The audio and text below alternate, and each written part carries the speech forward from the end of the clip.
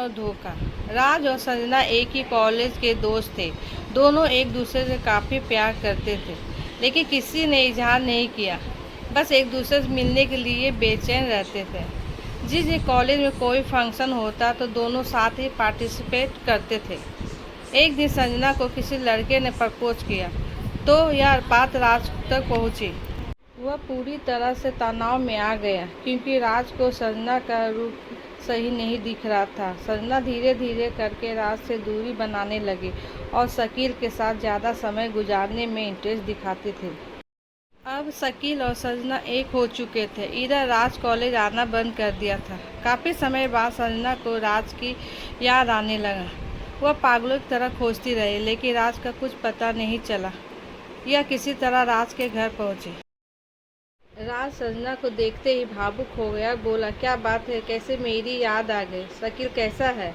तो संजना रोने लगी और बोली, शकील की शादी हो चुकी है, उसके 2 बच्चे हैं।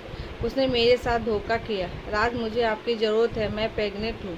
यह सुन राज के होश उड़ गए और वह फौरन संजना को डॉक्टर के पास ले गया और सब कुछ बताया। आखिर जैसे तैसे करके संजना का परेशानी का हल हुआ।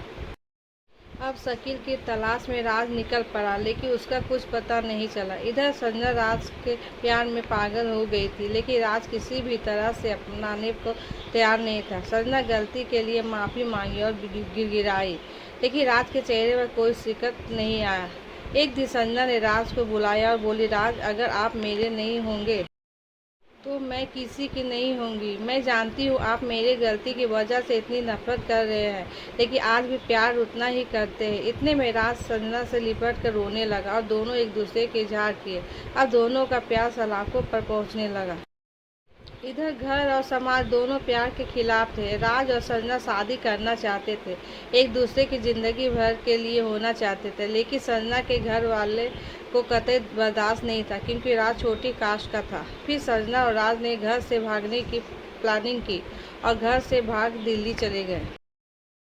फिर कुछ वक्त ही बीता था कि राज के पिता की मौत हो गई, जिसकी वजह से राज को घर वापस लौटना पड़ा। राज जब घर आया तो देखा पिता का मौत नेचुरल नहीं है, वह साजिश है। ऐसा में वह संजना को बताया तो संजना जैसे ही घर में इंटर किया, उसके पिता ने उसे गोली मार दी और वहीं की वहीं मौत हो गई और दोनों का यही लव स्टोरी का अंत हो गया। दोस्त, प्यार करना कोई गुनाह नहीं है। प्यार की हत्या समाज की कुरीतियों के कारण हो जाती है। ऐसे में हमें सोच बदलना होगा। आपको यह लव स्टोरी कैसी लगी?